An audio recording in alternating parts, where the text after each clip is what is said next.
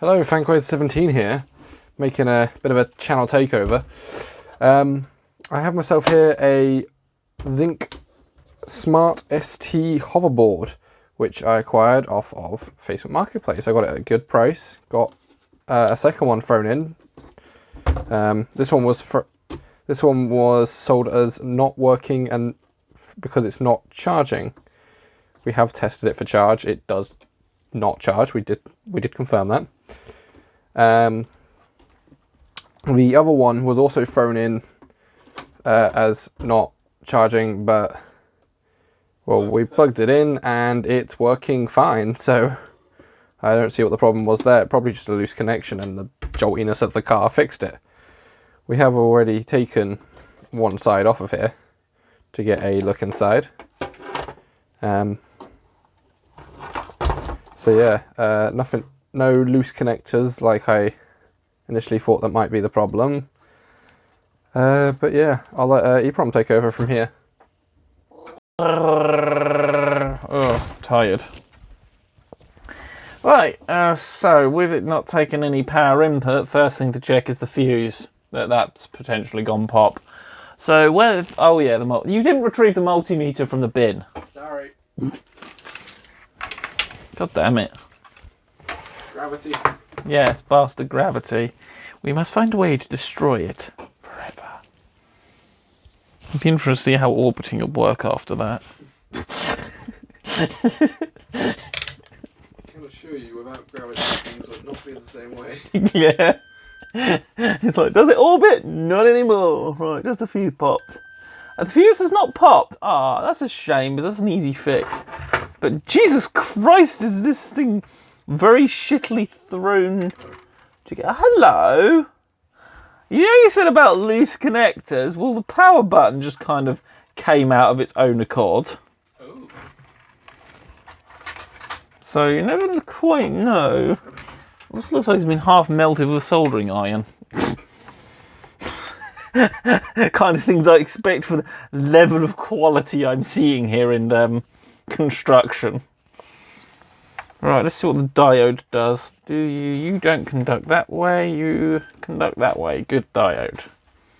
Right, shall we plug power into it and see what we can do from here?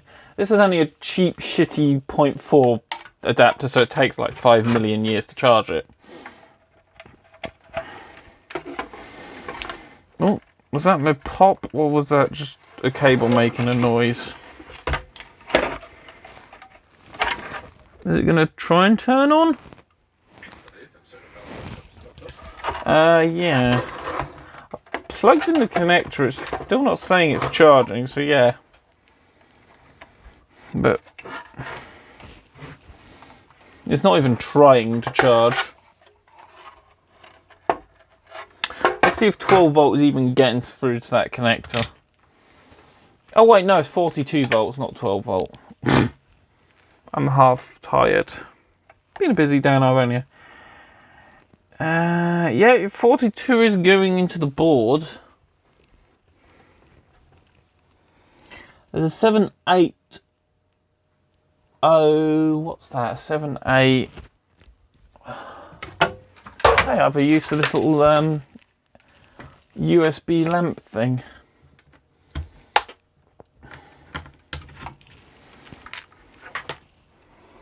Seven, 805. Interesting. I wouldn't put 42 volts on a 7805. That kind of how you make them become. Oh God! What if that's failed and putting through 42 volts into the logic? Then that's just game over. And if it's game over, it's game over. Sometimes you just can't stop stuff from failing. Yeah, exactly. Worst case scenario, we have a parts unit that we can, I don't know, do what Mouse did and make like some crazy motorbike of death thing. Electric bike of death. Be kind of fun to stick them on my mountain bike, actually. Do you know where the little tweezers have gone? They're on there somewhere. I'm kind of needing them. Oh, there they are, they're buried under that. Because they've got to get off the glue that looks like cum.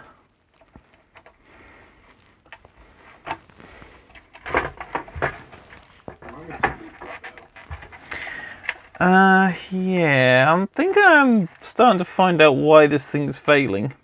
Because these connectors are shit. Because this connector just literally just popped out.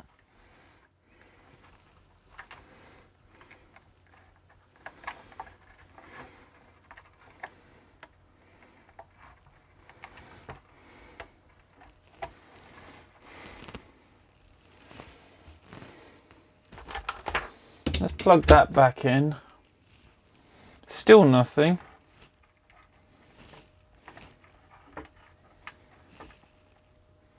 Still nothing. It's not even trying to charge.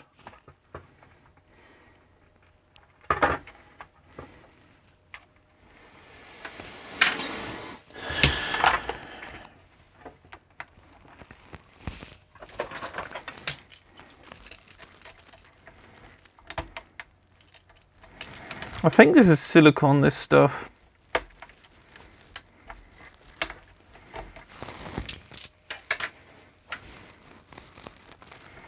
Now, for once, a Chinese company didn't use hot glue. There are miracles in this world.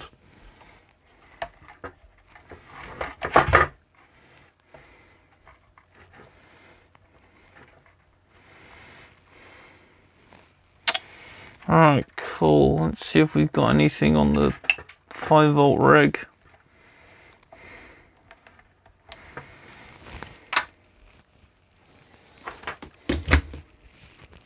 Let's see if there's anything on the input of it first.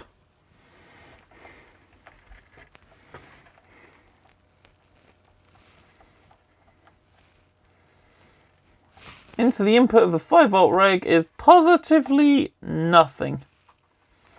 Diddly squit. You are a...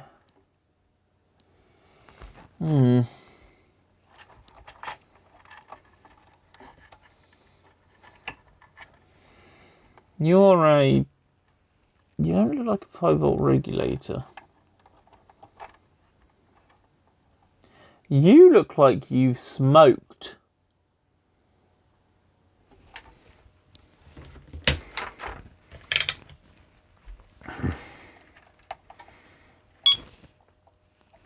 What was that? I don't know. I think it might have been this thing. Just powering up for a moment.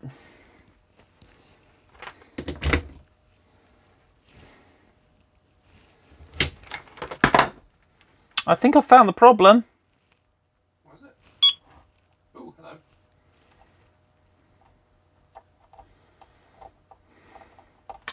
I think this power transistor has smoked itself. We've got something there. That side is OL.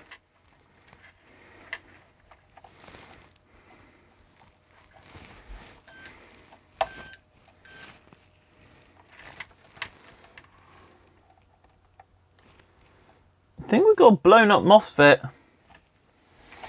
We've got a MOSFET that's gone smoky smokes. It's the only MOSFET down there.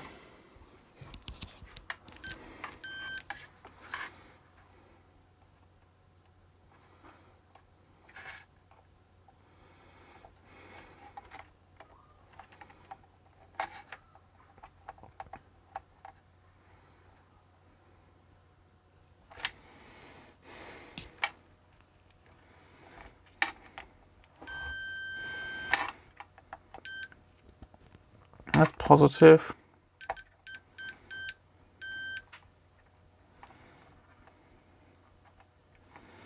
Yeah, we've got a MOSFET that's gone pop. Do you have spares? Don't know. Let's remove it from the board and see if we can actually because when I was putting in the meter, I think basically bypassing it was powering up, or at least trying to.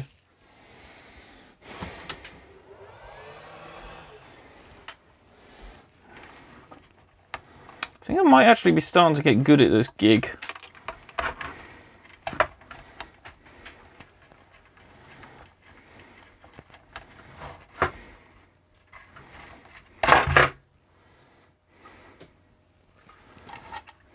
Hopefully I'll remember what way round they go. Power switch doesn't matter. It's kind of funny the other one worked though.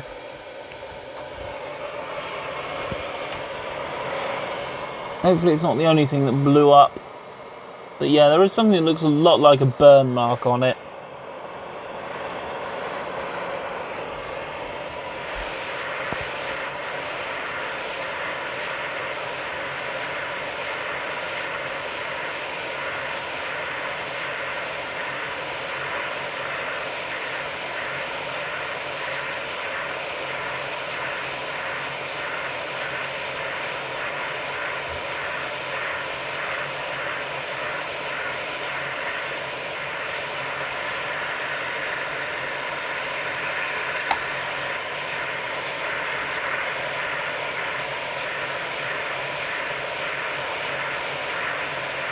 The smell of burning plastics. Yum.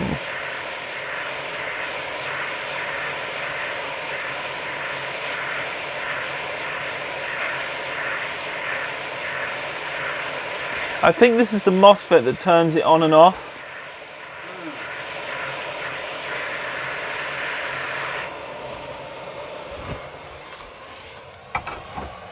That was a good suggestion, that hot air station.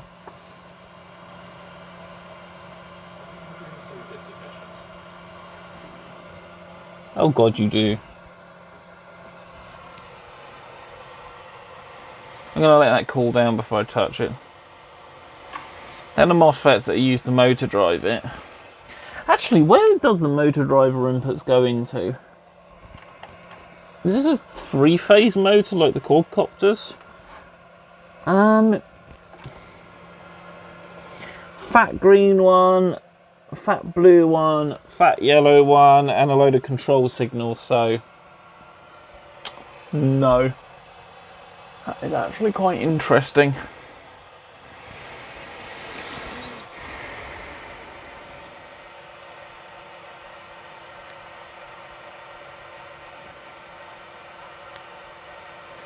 Right, let's put this on my transistor tester, wherever he is. There he is.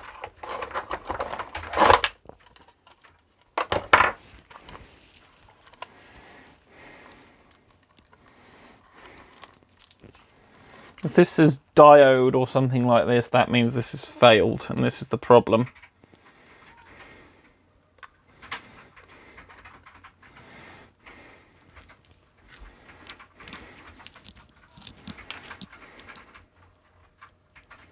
I'm not the biggest fan of them using heat sinks as a pin.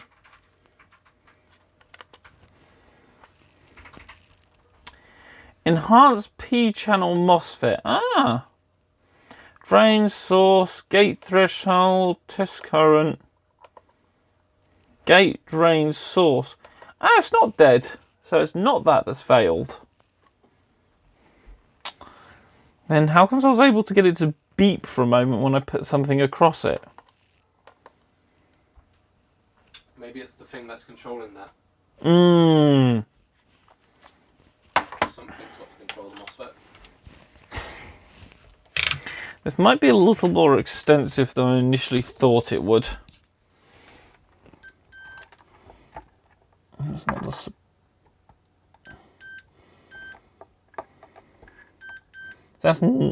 That's...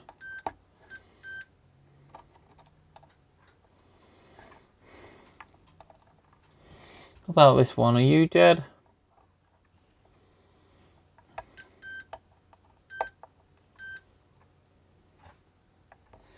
That to me doesn't look like a dead transistor.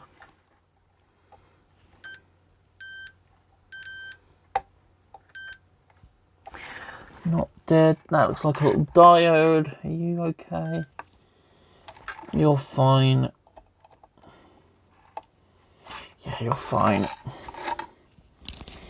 Diode's good there. Diode's good here.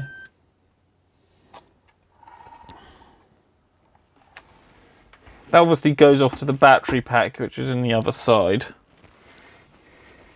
Ah, they're using XT60 connectors in here. Makes sense. I don't know what happens if I plug in a power supply without the MOSFET in. To help if the power supply is actually... I'm not going to worry about that.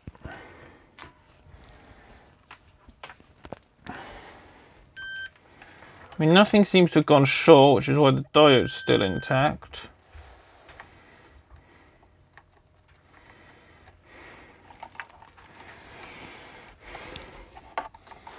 And that goes across there to there. So it does go into that MOSFET, which also has a resistor that goes into there.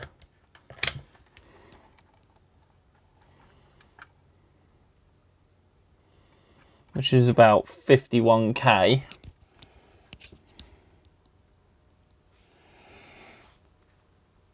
It goes into there, there, and there, which then goes into a power regulator chip.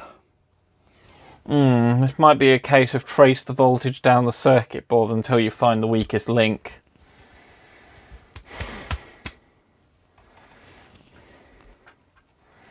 But something's not triggering that MOSFET. Which I'm going to turn the soldering iron on and solder that back in, since it doesn't actually seem to be faulty.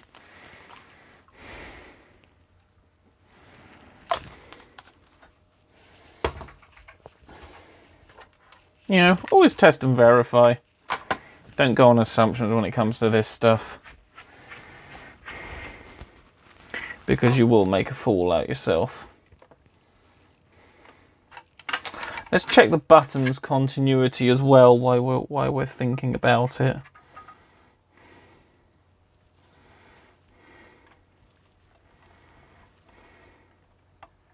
I was not expecting it to be this cheap and nasty inside.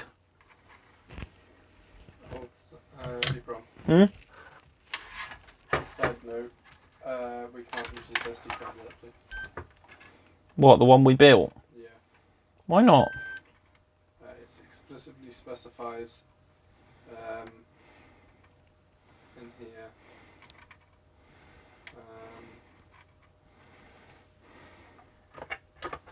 hardware configuration should not use a resistor-based level shifter. Balls. That's not good. What, that or this? The fact that it says do not use a resistor-based level shifter. I'll just buy an adapter. Yeah, it's more shit you have to buy though. More shit you have to wait for. It doesn't. It's because of the way it sets the SPI bus frequency to 8 MHz, which results in signal rise times that are too slow for the edge detectors in many newer SD cards. Start controllers when resistor voltage dividers are used.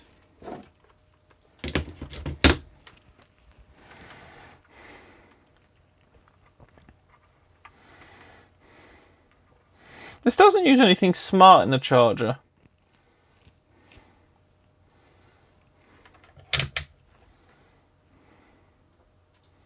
It doesn't. Oh, hello. That did a pop. That's a good sign. I'd disconnect the battery if you're going to resolder. Just be on the safe side. That was it trying to use current.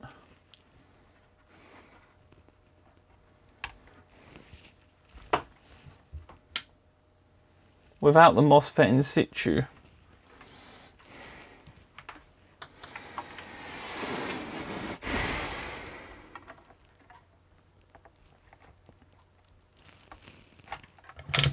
Turn the multimeter to the right mode.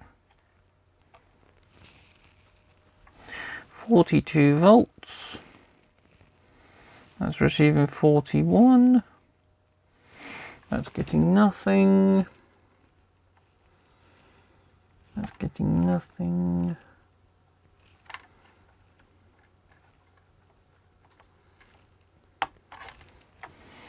Right, let's solder that MOSFET back in. So yeah, it's definitely trying to do something.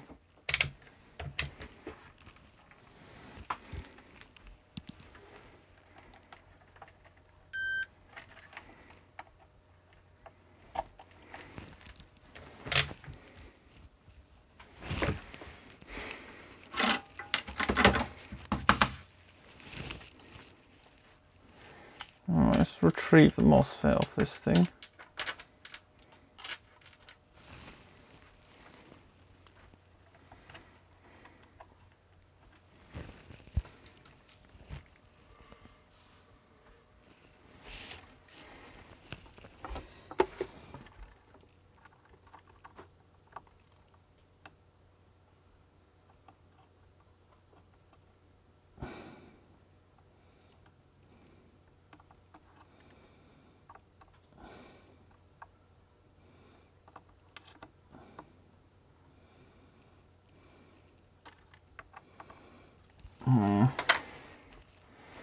This is going to be awkward to do because there's not a lot of pad space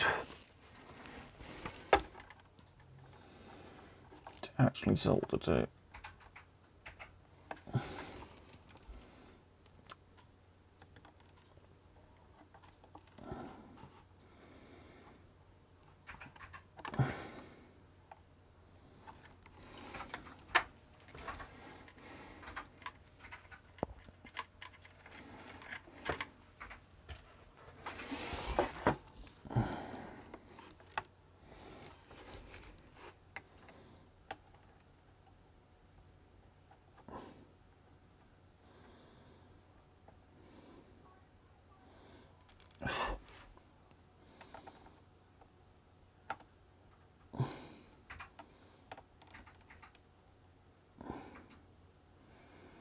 Hoping there's soldering underneath.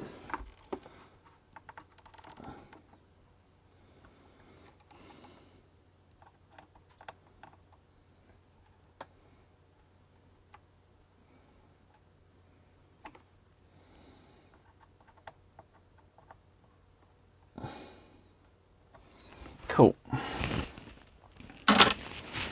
Bit messy, but as long as it works, plug it in, it explodes.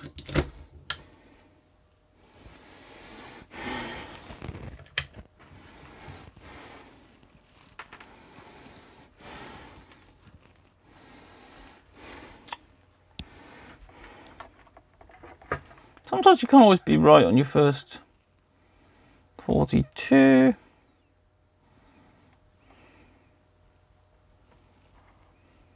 $41. Nothing on the output still.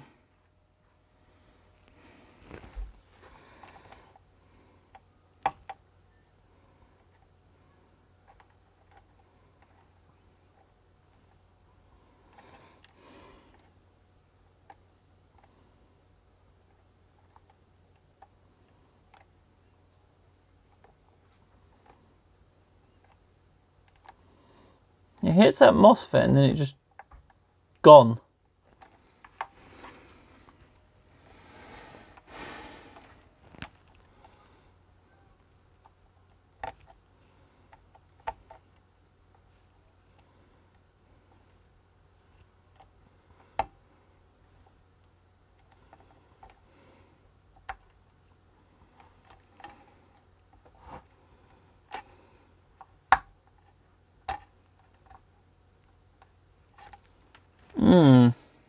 We've got no voltage going in now.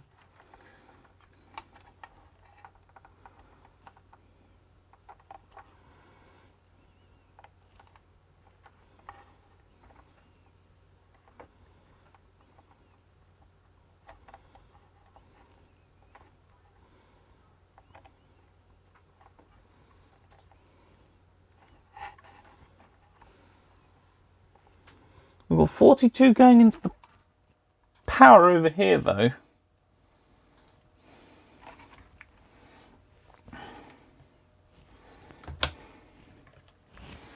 I'm wondering if it's something actually on the other side rather than this side.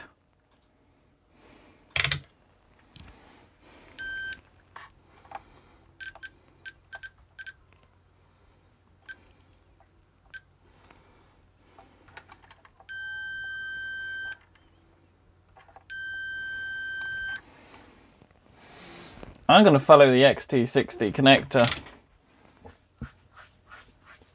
because I did get this to try and boot, and this is going to be one of those things that's dependent on the battery to boot.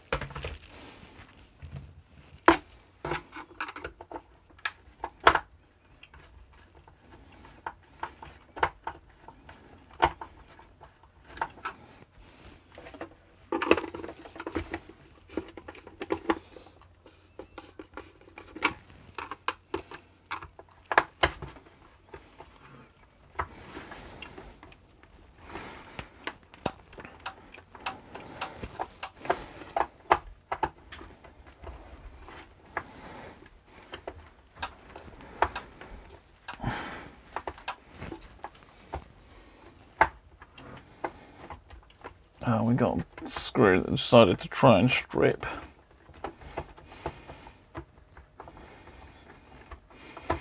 Kinky. Yeah.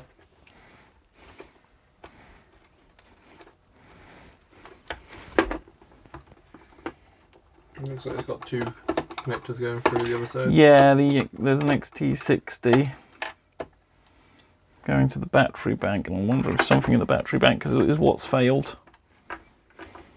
Interesting. Because the power seems to be going through the MOSFET and whatnot as it should. And obviously it relies on something to do with that. Enables the MOSFET or turns it off or whatever when it's charged. I don't know the logistics of how it works. Oh, balls.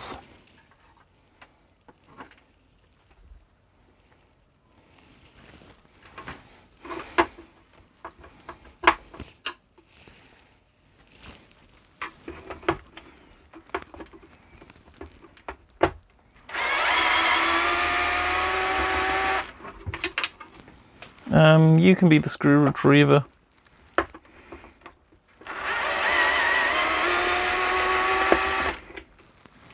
So have a tendency to like falling on the floor.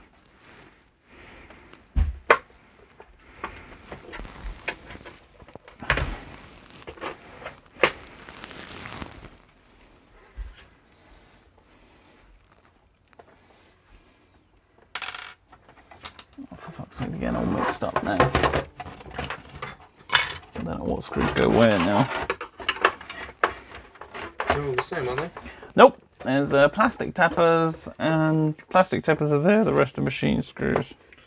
As I said, put them in the respective magnet ones on the sides. Right. Okay, here's the second board, which pretty much looks the same as the other board, except it's missing all the power regulation stuff for actually this shit. It's missing all this shit here. Yeah, that's what we're just gonna call it. I'm just gonna call it this shit, basically the power shit. Keep it the same, keep it cheap. Yeah, battery pack is where we expected it. There's an LED light panel, which was probably supposed to be attached to that at one point. The lights on the front. The horrifically smashed blue LEDs. Yeah, one's been smashed. They crashed this hard. Look for any smash damage on anything else. So this goes through to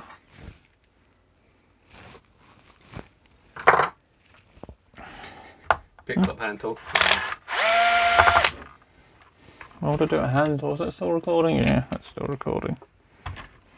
Picks up hand tool, proceeds to put hand tool down. We're not cavemen here. We like machines to do the... Ooh, another broken bit. Seems to be a common theme of this. Yeah. A lot of bits of it are broken, aren't they? I'm curious to see if it will even try and power up when we remove the battery. Whether it's one of those type devices or not. Right, okay, so the batteries go parallel. Is there a protection circuit in there? It doesn't feel like there is. But then there could be. Oh, is there a protection circuit? There might be, actually. So let's take the battery out. Unplug him. Feels like there's something on there. It does, doesn't it?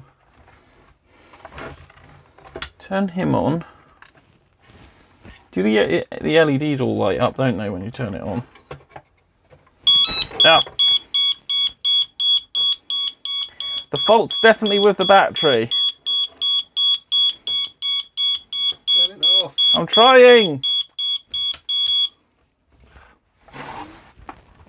Alright, I want to see if there was anything on that. There's a buzzer that was making that ear rape noise. Cover that up.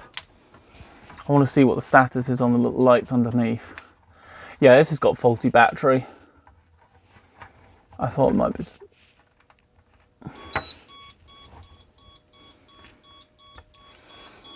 So this one is actually powering up. The electronics all work, which is good. What happens if you plug in the battery now? Don't know. You want to put your finger over that? I have to put a headphone warning on this, aren't I? It's staying powered up.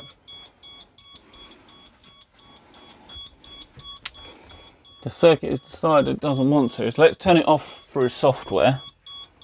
I wonder if these batteries might have just depleted too much. Press once.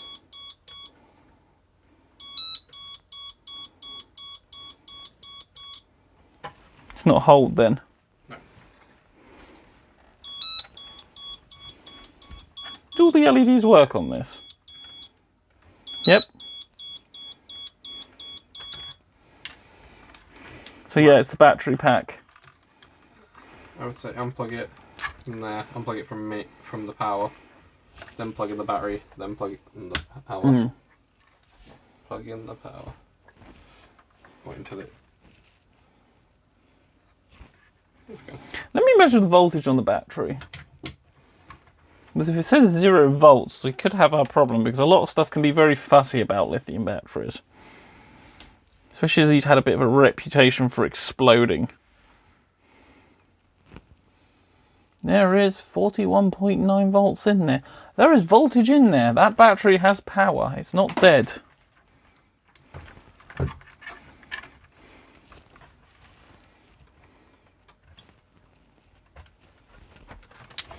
That did try and power up. We're back to our... Well, it's more than it was before. That's what it does when it errors then. I've got all the hardware plugged in, haven't I? Yeah. What are you doing there to make it do that? Oh, the button's under here. Turn it off. Press the button. Press the button. I have an idea. Are these using STM32s? I have an idea. Yeah? Hang on. Mind yourself. They are using... They are not using STM32s. What are you thinking? Gyro sensors. Might just be upset because it's upside down. It should still charge. But yeah, stick it right way up.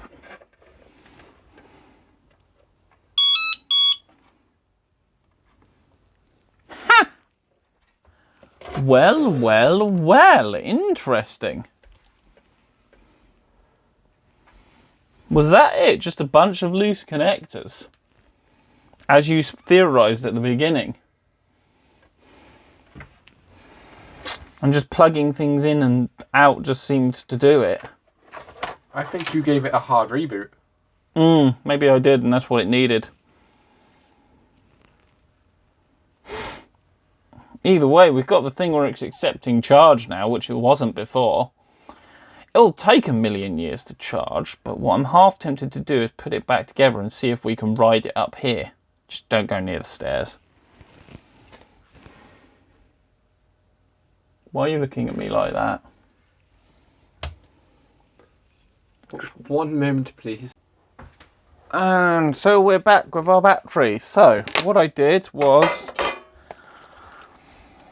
we ended up pulling this battery out and pulling the battery out the other good one, and the voltage on this was like 4 volts, so it's way under voltage per cell.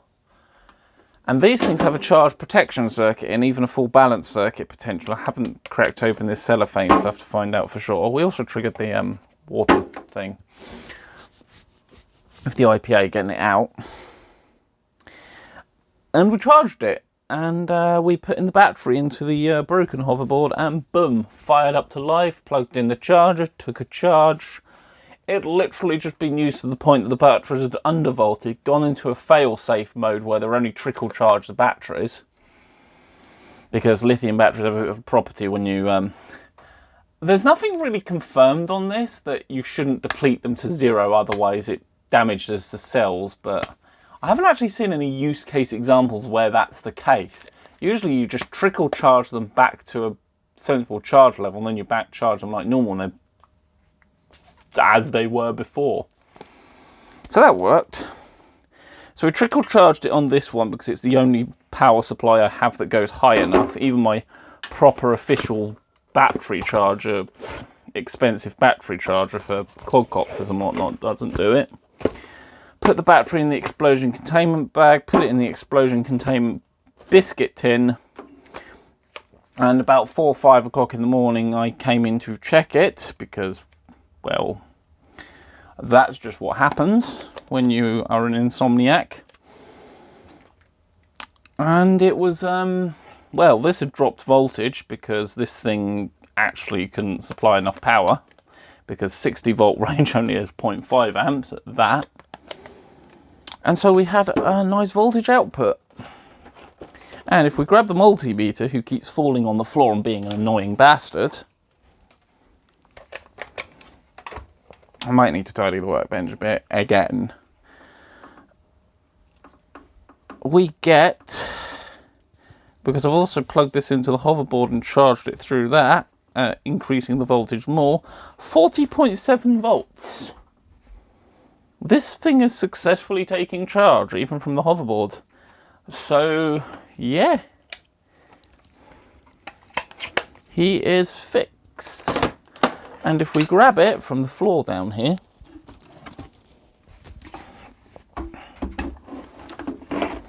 and just carelessly place it there and find all the bits, we can put it in and give a test demo.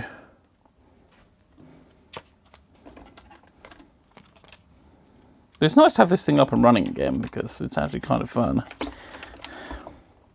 These things got very useful motors actually, and control circuitry for such motors. These things are just bound, because basically what they are 3-phase motors, like you get with a quadcopter.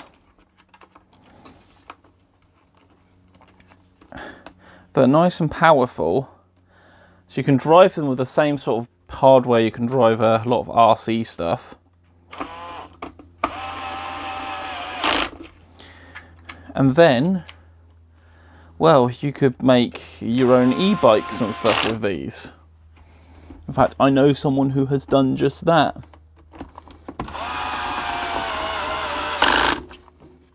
Yeah, these screws are a nightmare to do by hand, so.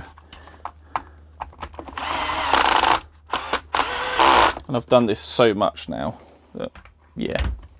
Do you know by hand? Hell no. Just give that a bit more slack to move with. Yeah, no little pop that time. Not going to bother putting the bottom on the case on. Switch it on.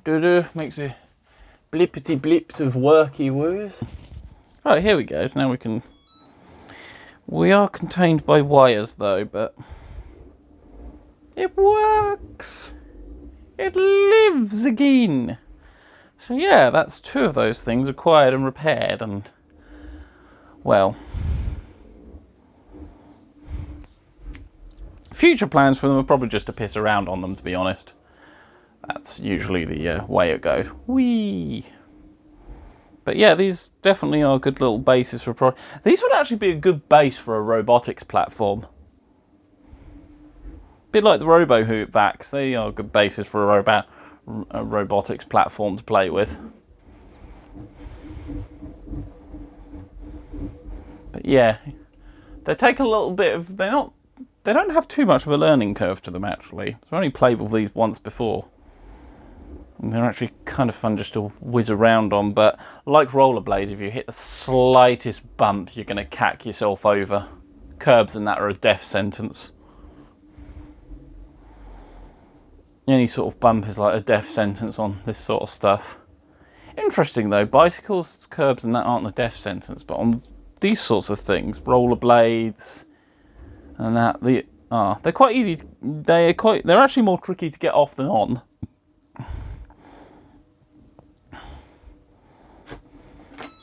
I never quite know what foot to go with because they like to be a bit annoying, but yeah. So he can go back on charge. I'll put him back together and then he can go back on charge and all is good. But for now, thanks for watching.